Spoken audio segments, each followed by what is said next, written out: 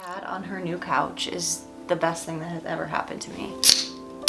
Peace out to 2024. Billy is here. She's playing with her pet rat. Life is good. It's time to get after it, aka do a full reflection of my goals from 2024. Most importantly, it's time to set some big ass New Year's resolution. All right, so this is part one of this video, and this is going to be the reflection component. Should we start with the annual or the monthly? The monthly. We have 5. Let's see what we did and did not do.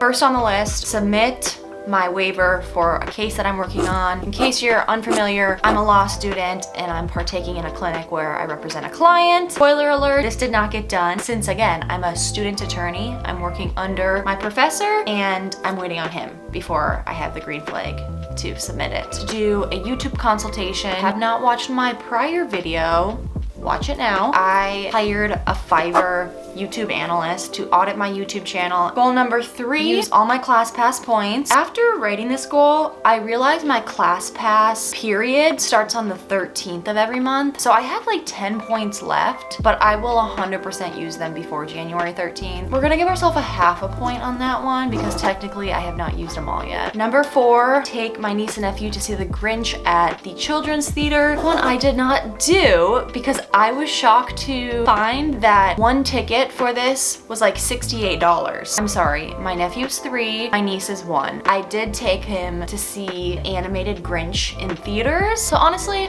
I'm giving myself a half a point for that one. And then the last goal we have, book my Arizona trip. My friends and I do an annual friends trip, booked the Airbnb, and we were just waiting on airfare. My boyfriend and I booked our flights yesterday. We're going to Zona. Let's move on to my yearly goals. I have these broken down into 1, 2, 3, 4, 5, 6, 7. I have a work category, a work trip. I did do that. I went to Phoenix in August. My next category is law school, moot court competition. I did that, did not win. Not do my long paper. One of the graduation requirements is that you have to do a long paper. I'm planning on doing it this coming summer, continue my volunteer program. Did do that to continue law school. You know, we were really shooting for the stars with that one, and I'm happy to announce I haven't dropped out yet. The next category I have is travel, road trip. My boyfriend and I road tripped from LA to Yosemite. It's only a few hours, but nevertheless, it was a road trip. Travel somewhere new. My friends and I, we went to Nashville last spring. I had never been before. International trip. Unfortunately, I did not go on any international trips this past year. 2 Portland trips. My sister and her family lived in Portland up until a few months ago. I went in January, March. I think I went in July too. And then the last travel one is to read on a beach, read on the Santa Monica beach. Moving on to the finance category. Some of these I don't feel comfortable sharing, just, you know, have to have some boundaries with the internet. I have a certain percent of my house paid off. My mortgage, I think it's either like 25 or 30 years. Ideally, I would have it paid off before I'm 50. So I've been putting more money towards the principal each month. The amount that I had specified, I'm shy by like $1,000, but this was intentional because I've started reallocating that money towards my student loans because that interest rate is significantly higher than my home interest rate. Max out my Roth IRA. If you're 26 like me, you can put $6,500 a year in that, and I did do that. This amount minimum in my savings account, I did do. And then the last one is I wanted to get more diligent about monitoring and tracking my monthly spending. This one, I have to say, I knocked it out of the park. Now I track every single dollar in an Excel workbook. The next category, we have health. Get outside every day. It's hard to quantify, but I'm pretty good at getting outside, so I'm gonna say I did do. Exercise 3 times a week. Definitely do this. I wanted to run, I had it at a 5K, but I switched it to a 15K, which is a 10 mile. So run a 15K and run a 10K. I did both of those. Rollerblade at US Bank Stadium. If you're not from Minnesota, US Bank Stadium is where our NFL football team plays. They offer on certain days where you can go in and rollerblade around the circumference of it inside. Fortunately, I didn't get around to this. I'm hoping this year I will, but I need to buy rollerblades to buy caraway pans and replace my toxic cookware. Very happy I did that. Best purchases I made in 2024. Update the floor in my upstairs bathroom. I can say I did that. I've been wanting to do it ever since I moved in. Do you mind? Remove the popcorn ceiling in one room. Again, I did this in that same upstairs bathroom. Go on a friend trip. This is the Nashville trip that I mentioned. Host a book club meeting at my house, which I did do. Random, kind of ad hoc goals. There's a certain tattoo I want to get, but it just hasn't felt right yet, so I didn't do that. Maybe one day. Dedicate more time to spirituality. 100% did this. I like meditate and pray every day now. Read 52 books. I did this and some. I think I read close to like 75 books this year. In that same book vein, get the majority of my books from the library. Again, I made a video about this. Definitely did that. Get pet insurance. Last January, I had a really bad scare with Billy where she was in and out of the vet a few times, and I think I paid close to like $1,500 in vet bills. Now I have pet insurance to hopefully mitigate any future scares. Those are my 2024 goals. Now we're gonna move on to part 2 of this video, which is planning my goals for next year. It's the time of the year for the best shopping trip ever, aka to get a new journal and planner. I'm trying to shop more local this year, so I came to Next Chapter Booksellers, one of my favorite independent bookstores. Fun fact, it used to be owned by Garrison Keillor.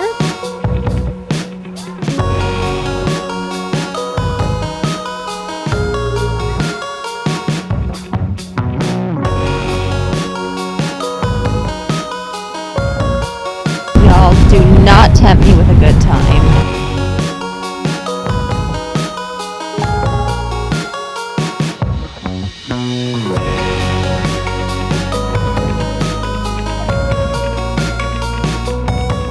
Super chill for the next part of this video. And yes, my blanket and robe match. Not intentional, bought them at completely different places. And I also lied. Part 2 of this video, we're gonna be talking about the books and the movies that I consumed in December. Let's pull up the Goodreads. For that, let's just do the TVs and movies. December was dedicated to all the holiday classics. If you're thinking of a classic Christmas movie, 90% chance that I watched it. Currently watching season 7 of Love is Blind. I had a pretty decent reading month, so we're gonna pull up the Goodreads. First book, I found this in a little free library. It was Butcher and Blackbird. I have never read a book of this nature before. Both of the protagonists are serial killers. It's just a lot. I'm glad I didn't buy this book because I would never want to read it again. I'm not a dark romance gal, evidently. Winter Stroll, this is part of Ellen Hildebrandt's like Christmas trilogy. So good. Black Sheep, I read this for my book club. This was also another one that was just so out of my comfort zone, but I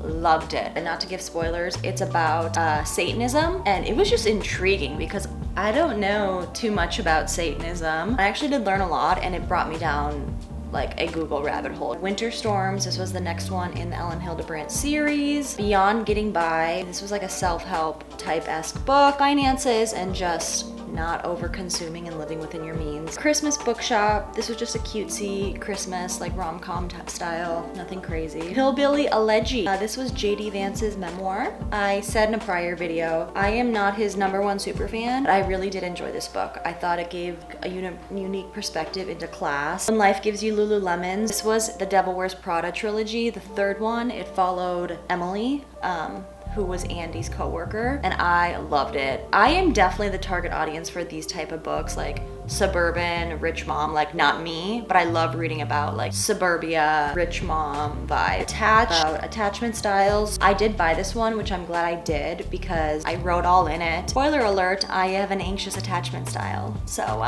we're working on that now. And then the last one I read is Hate Follow. Okay, this is probably the most notable book of the month. It's about an influencer mom who kind of exploits her kids online, and then her daughter goes to sue her for privacy issues and then unpaid compensation. When I saw that at the library, I like audibly screeched because that's such an interesting topic to me. We read 10 books in December. Let me know if you've read any of those or if you want to read any of them. Now let's move on to the next part of this video.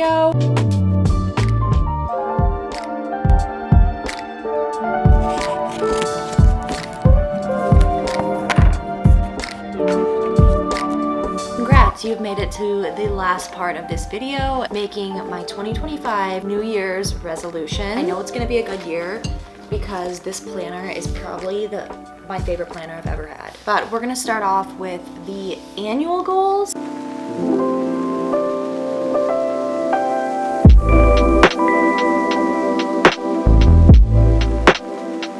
We're in the same position, but like 8 hours later. I did something new this year that I haven't done before. Make like a mottos and themes that I want to implement this year. Just a few of them. Be present, find your voice, push yourself out of your comfort zone. And as for my 2025 goals, I'm not gonna go through every single goal because a fat chunk of these are pretty personal. I'll give you high level, 5 categories: school and work 1, YouTube, finances and money, home, and then life. I want to complete my long paper for law school. For YouTube, I want to do 52 videos per year or 1 video per week. For finances and money, one that I'll call out is that I want to get 75% of my books from the library. And then another one is I want to cut out or reduce one area of spending. This one's kind of ambiguous, just like overall cutting back. I want to cook and bake 1 new recipe a month, going on Pinterest every month and finding a new fun recipe that I want to try. I have a lot more, but I'm not going to share. Maybe at the end of the year, I'll share them. Now we're going to dive into my January monthly goals.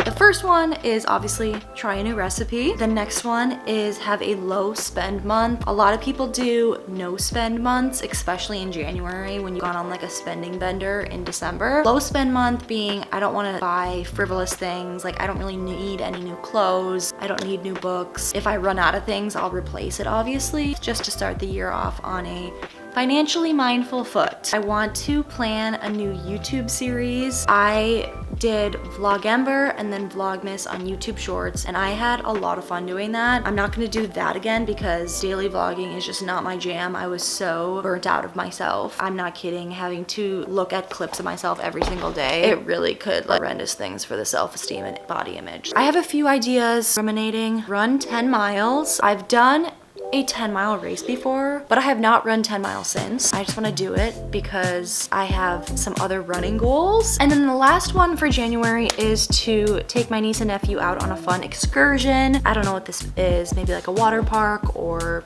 the zoo. The best part, one of the best parts of having nieces and nephews is doing all the fun kid things that are not culturally appropriate to do by yourself as an adult. Like go to the water park. I mean, if I were to go to the water park alone, it would be, honestly, no one would care. I would just feel weird. But when you're with kids, you can get away with it. To the end of this planning video, I am so excited for January. I'm so excited for 2025. I really do think this year is gonna be chef's kiss. It's gonna be a good year. So I wish all the blessings onto you all. Peace.